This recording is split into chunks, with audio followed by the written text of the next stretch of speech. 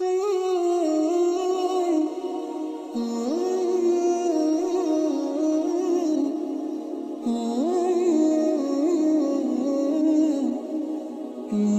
عليكم ورحمة الله وبركاته نحمده ونصلي على رسوله الكريم أما بعد আল্লামাতুল ইসলাম কর্তৃক আয়োজিত বায়ানুল ইলমি সিগা প্রথম পর্বে আজ আমি উপস্থিত হয়েছি।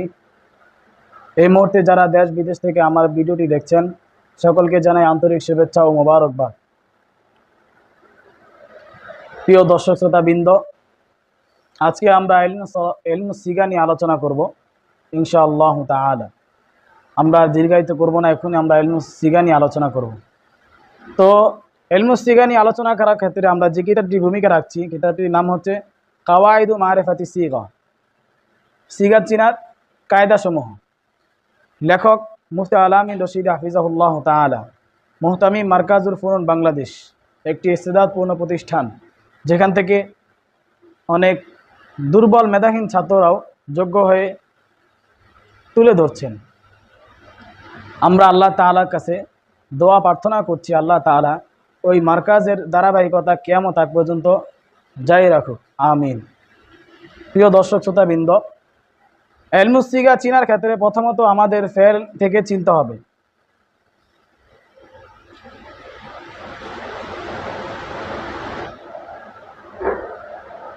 তো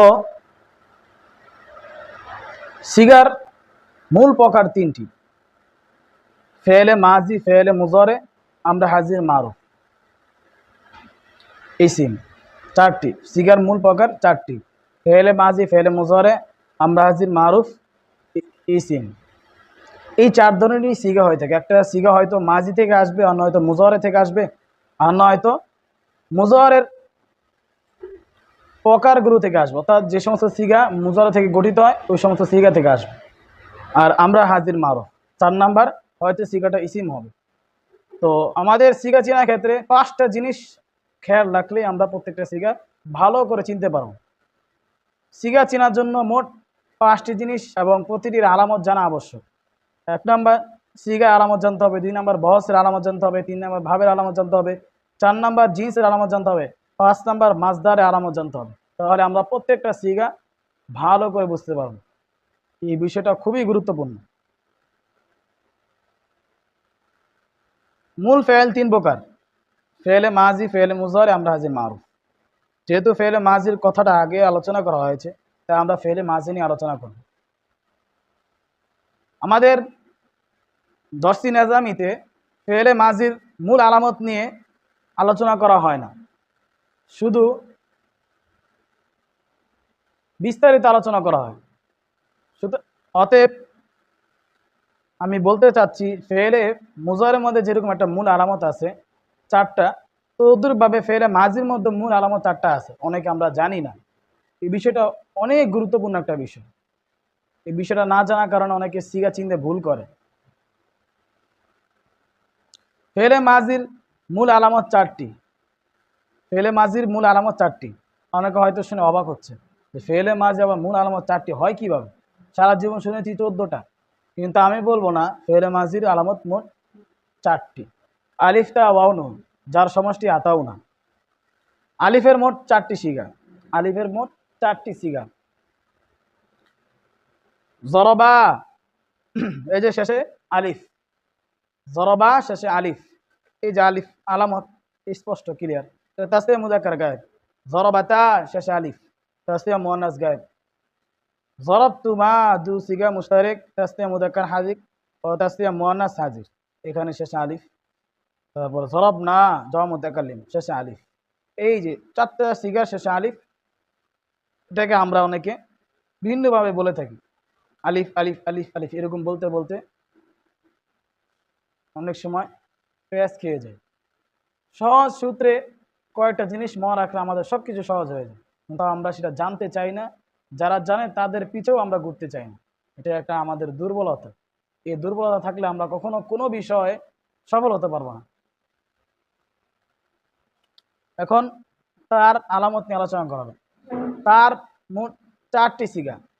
জরাবাত শেষে তা, ওয়াহিদ মুয়ান্নাস গায়েব জরাবতা, ওয়াহিদ মুযাক্কার হাজির শেষে তা, ওয়াহিদ মুয়ান্নাস হাজির জরাবতি শেষে তা, জরাবতু ওয়াহিদ মুতাকাল্লিম শেষে তা, তাহাডা মুতাহাররিক অথবা সাকিন। 3 নাম্বার ওয়াওয়ের মোট 2 সিগা, জরাবু জরাবতুম, জরাবু এই যে শেষে ওয়াও জমা মুযাক্কার গায়েব, জরাবতুম জমা মুযাক্কার হাজির। অনেকে প্রশ্ন হতে পারে যে জরাবতুমের মধ্যে তো ওয়াও নাই। এই তালিল অধিকাংশ ছাত্ররাই জানে না যে জরাবতুম মূলত কি ছিল। এখানে আমরা স্বাভাবিকভাবে অনেকে বলে থাকি যে তুম আলামত, কিন্তু আসলে তুম আলামত না, এখানে ওয়াও আলামত। অনেকে এই বিষয়টা জানি না। এখানে জরাবতুম মূলত জরাবতুমও ছিল, তালিল হয়ে জরাবতুম হয়েছে। এই বিষয়ে সামনে আলোচনা করা হবে ইনশাআল্লাহ তাআলা। 4 নাম্বার নুনে মোট 3 সিগা, জরবনা জরবতুন্না, জরবনা জম মুনাস গায়েব, জরবতুন্না জম মুনাস হাজির, জরবনা জম মুতাকাল্লিম। এখন প্রশ্ন হতে পারে যে জরবনা এটা আলিফের মধ্যে এসেছে আবার নুনের মধ্যে এসেছে।